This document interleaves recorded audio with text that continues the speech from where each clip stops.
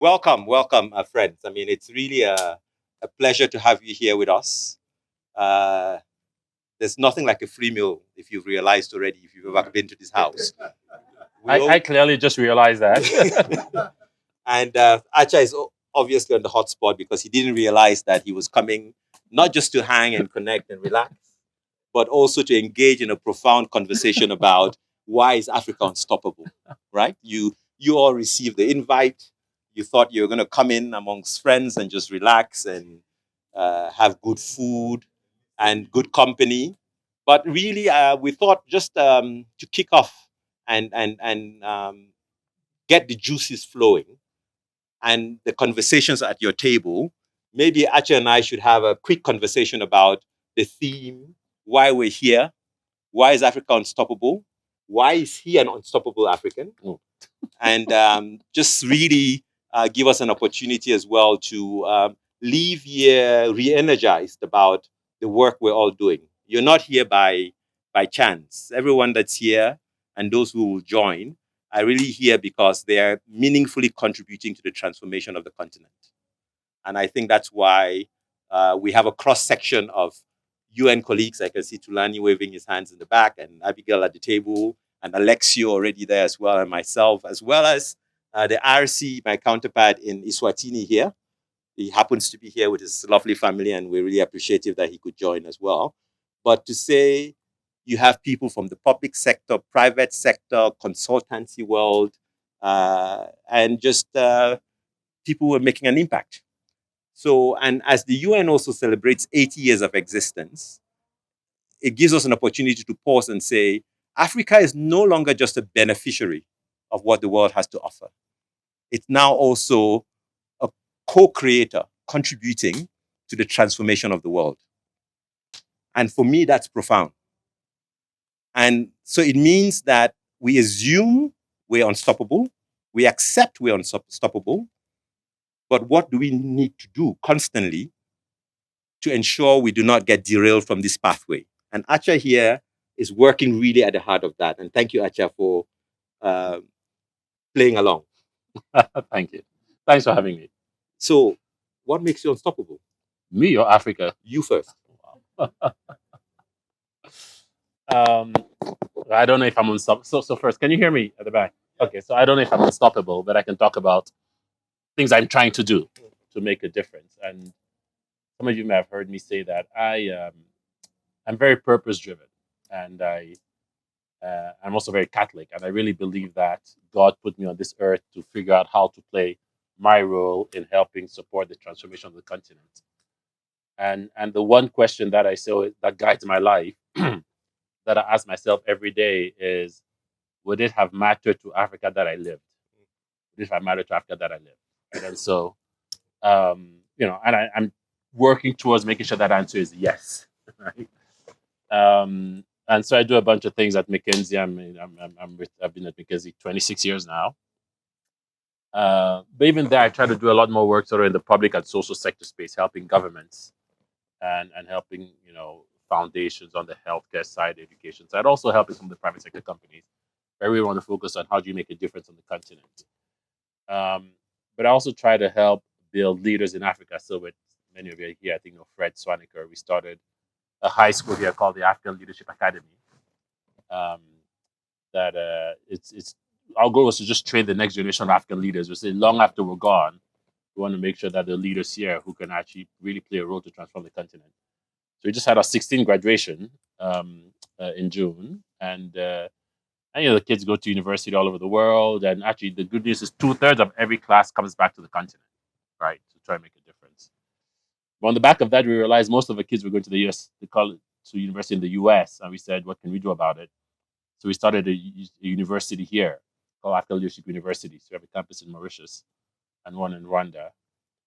And through that, right now we're training about 3,000 people across those two campuses. But our goal was to to train 3 million people, right, over a 50-year period. And we said, look, that's not going to be enough, right? You need to scale it much faster. And so we started an online training program called ALX, where you can take a 6 week course to be a virtual assistant, and many people have done it, and then basically serve as an assistant to somebody around the world, or you can even all the way to like a 12-month course on software engineering. And last year we graduated 200 students, Africans, through this program. So those are little things I'm I mean, trying to that's do to make a amazing. And difference. I asked that question intentionally because your trajectory and your purpose driven focus Mm. on transforming the continent gives us hope. But a lot of us around the table are doing similar things in our own small ways. And I think it's just a reflection of why this conversation Mm. and objective we have is important. You focused on human capital development. Mm. And for me, Africa's resources, particularly human, and its youthful, dynamic, entrepreneurial population, is what gives me hope. Mm. And your work on training African leaders also is something that contributes to making Africa unstoppable. But there are other Mm. parts of this. There is critical minerals, there's AI innovation, there's the energy transition, there's food systems, Mm. and I know you're thinking about all of these things and working on all across the board on all of these things. Why is that so important to you? Well, I mean, I was as I was driving here, I was reflecting a bit on why is Africa unstoppable, right? And I thought I'd be a bit controversial, right? Because I said, you could have either way, it's unstoppable. So we're here for that dinner, but it could be unstoppable as a rising continent, or it could be unstoppable as a stagnating continent, right?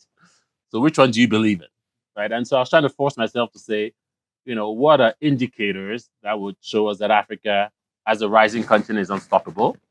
And what are some of the indicators that will show us that Africa maybe as a stagnating, muddling through continent is also unstoppable? And so I try to find five, and I'll just go quickly through each. So on the rising side, right, back to some of the things you talked about. If you look at the last, 30, 3 decades and a half, we had an Africa rising period, we all know, 2000 to 2010, right? The continent was growing at 5% a year, more than 5%, actually. The top 30 economies were all growing fast, and two-thirds had actually accelerated the growth relative to the previous period. The last 15 years have been tougher, and that was actually driven by productivity, right? What's happened is productivity in the last 4 years is on an upswing, right? It's grown. Productivity growth has increased 12%. So you can say, look, you know what, is that an indicator that we're starting to see things go on the right side? So that's one. So I think productivity is hugely important. By the way, it's still low, but it's actually is growing. So I think that's a positive trend. The second is I love to hear what people think here, but I think in a continent that grows at 2.7%, where population grows at 2.7%, if you're not growing GDP at 6%, you're not making a difference, honestly, to your people's economies, right, and people's lives. And so if you look at Africa rising period, 2020 to 2010, we had 16 countries that grew at 6% or above consistently for that period. If you look at the next decade, that went down to 9 countries. So from 2010 to 2019, it's gone down to 9 countries. Look at the first 5 years, the last 5 years, we're up to 15 countries, right? So there's a trend here saying we're seeing more countries. Now it's only 5 years, some are going to drop out, right? But there's a trend of saying we're seeing more and more countries that are growing at a meaningful rate to make a difference in the people's lives. So maybe that's the second point. The third is, I think you started to talk about it, to drive all this growth, government needs revenue. Right? And if you look at just this metric, government revenue to GDP, um, in the US, it's 40%. In Europe, it's 35%. In Africa, it's about 20%, right? So we're not monetizing our economies. Now, Africa has been flatlined for the last 15 years. In the last 4 years, it's growing at 2% a year, right? So our government's doing better things to collect more taxes, to be more efficient, to generate more revenues. At least that trend is positive.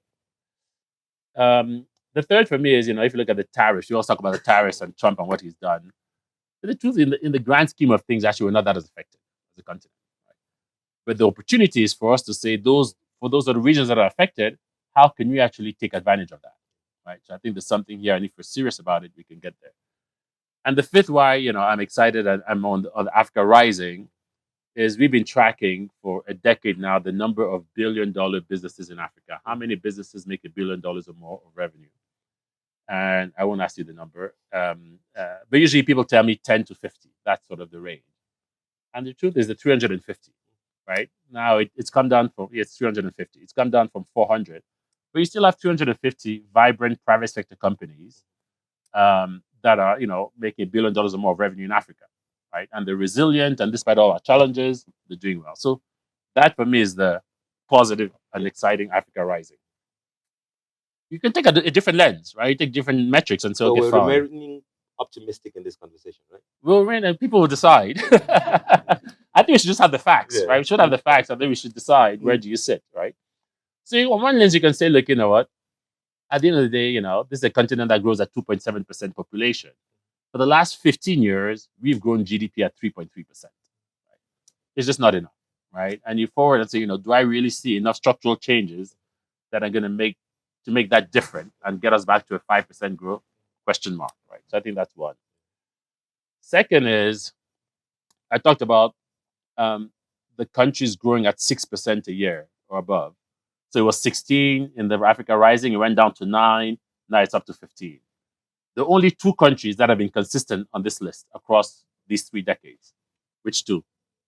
Mauritius? No. No. No. Rwanda?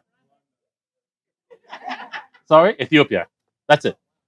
So Rwanda and Ethiopia are the only countries in Africa that have grown at more than 6% for the last decade and 3 decades and a half. And you say it's only 2 out of 54, right? Do you believe you'll get a lot more? I think that's the question. Yeah. Third is, and you would know this better than me, is there's this metric we're trying to track the percentage of people in Africa that live in conflict.